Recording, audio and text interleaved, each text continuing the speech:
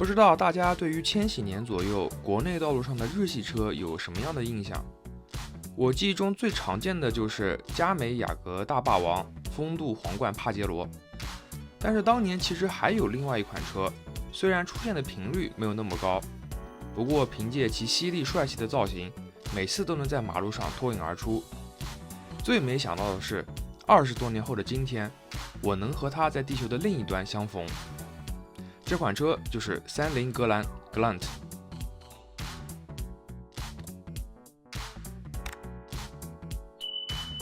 先给大家科普一下格兰的历史。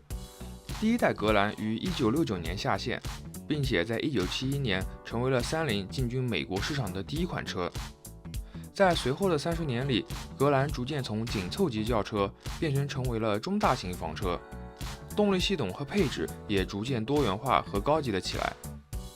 2004年，30发布了第9代，也是最后一代的格兰。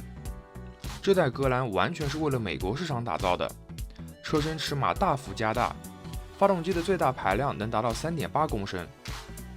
与此同时，30还在东亚发布了特供的9代格兰。东南30还在国内市场生产销售了好几年，有 2.0 和 2.4 两个排量可以选，但是完全被天籁、雅阁、帕萨特按在地上摩擦。2012年，格兰彻底从30的产品线上消失了。我的这台格兰旅行版是属于第8代的后期款，生产于2000年。同时，旅行车的版本在不同的市场也有不同的叫法。比如在日本市场，它就叫做 Lagnum。不过你们注意到这个标志没？没错，这台可不是普通的格兰，而是大名鼎鼎的格兰 VR4。80年代末，30需要一台车去参加 A 组的 WRC 赛事，他们选择把4轮驱动系统和一代名机 4G63 塞进了6代格兰的车身里，取名为 VR4。后来30意识到需要台更小、更灵活的赛车，就有了 Lancer Evo。 可以负责任地说，没有格兰 VR4 就不会有 Evolution。 虽说不再参赛，30依然给8代格兰打造了 VR4 版本，带来了诸多升级。首先是发动机，30把普通款上的 2.5 V6 引擎挂上了2颗，没错，是2颗涡轮，这让 VR4 的动力输出达到了280马力的君子协定上限。而且得益于引擎本体不低的排量以及并联涡轮的设计，这辆车可用的扭矩范围非常大。变速箱方面，当年的车主可以选择5速手拨或者自动拨。这台叫 Invictus 2的拨箱来头可不小，据说运用了当年保时捷 Tiptronic 变速箱的技术。内置的模糊逻辑系统可以根据驾驶员的习惯来改变换挡的时机，同时也拥有手动模式供驾驶员选择。你以为这就结束了？还有呢。VR4 的驱动结构由普通版的前置前驱改为了全时4驱，在英国这个英语联盟的国家真的是非常有用。同时，我这台后期的 Type S 还装备了一个大杀器，从 Evo 上面搬来的主动横摆控制系统 AYC。 简单来说，当这个系统检测到车辆即将进入转向不足或者转向过度的时候，后差速器里的离合器就会被启动，为后轮带来扭矩分配，也就是 Torque Vectoring 的效果。系统启动的时候，仪表盘下方的指示灯会亮起，亮的灯越多，代表系统介入的越多。30在看不见的地方真的是给 VR4 下了血本，外在却非常的低调。除了车头车尾的 VR4 以及拉力 E 的 logo， 你都看不出来这是台高性能车。我最喜欢的是车头的雾灯，打开的时候气场超强，啥时候见过有4个前雾灯的车啊？车尾也是厚厚的反光板横穿整个后备箱盖，好似当今的贯穿式尾灯。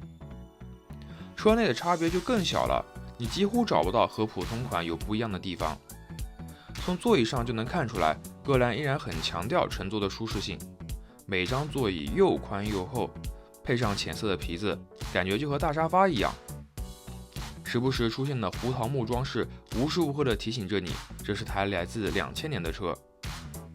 中控台的设计很传统，不过相信很多观众都会觉得这个空调控制面板眼熟吧。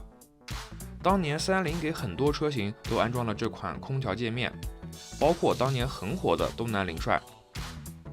2000年的时候，自动空调都还没有怎么普及，而这个液晶屏在当时可以称得上是非常高大上的配置了。310自动波箱的挡把在当时也是独树一帜，别的车释放按钮都在侧边，310却布置在正上方，用的时候好像在射导弹一样。还有这个方向盘，别看它相貌平平，可却是来自意大利著名品牌 Nardi 的出品。我在遇到这台车之前，甚至都不知道格兰原来还有旅行车的版本。后备箱的尺寸其实马马虎虎，而且两边的轮拱侵占了很多空间，但是依然比轿车版大了很多。特别是放倒后排后，能得到一个全屏的后备箱，装大件行李特别有用。我圣诞节买的圣诞树就是靠它拉回来的。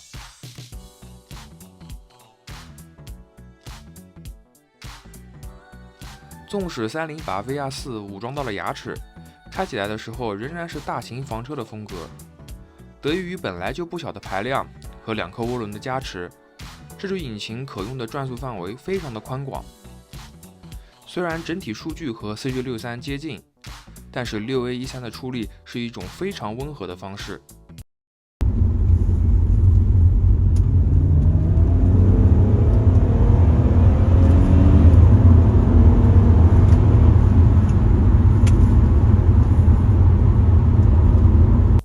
等过了2000转，涡轮开始介入以后，扭矩便开始源源不断的倾泻出来，直到接近红区的时候才开始减弱。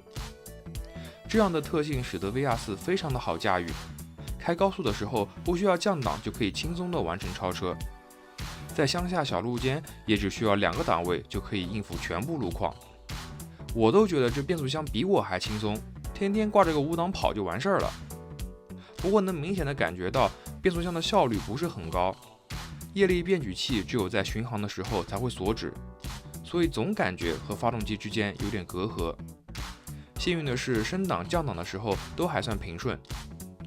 VR4 的转向称不上精确，受制于自己的车长也不算灵活，但整体的表现就一个字：稳。乡间小路中，4只轮胎能稳稳地抓住地面。之前在下大雨的时候开高速去银石赛道，也丝毫没有不安定的情况。这么说起来，其实 VR4 和当时的奥迪 S4 很像，旅行车的配置大幅增加了实用性，4轮驱动的装备也比其他2驱的对手更加稳健和安全。这台 VR4 的历史也特别有意思。90年代末的时候，310只在英国销售普通版的格兰，但是 VR4 在车迷间的人气一直很高，有不少人选择通过所谓的灰色进口来将日本市场上的 VR4 带入英国。310在看到这个情况后，决定少量的在英国销售 VR4。他们对200台 VR4 进行了适当改装，来满足英国的法规，例如安装后雾灯，将速度表改成英里等等。时至今日，根据 How Many Left 网站的统计，只有11台还在路上跑了，而我的就是其中一台。据说这台车的首任车主当年买了它作为自己的退休礼物，一直精心呵护着。这么多年来，保养和维修的单据一张不少，到我手上的时候才刚刚跑过10万公里。我在这1年的时间里也做了一些维护的工作，不过后面要干的活还有一长串呢。下一期不如就给大家介绍一下在英国乃至欧洲玩老车的环境是怎么样的，以及为想玩老车的朋友们推荐几款适合的车型。我是车神，我们下期再见。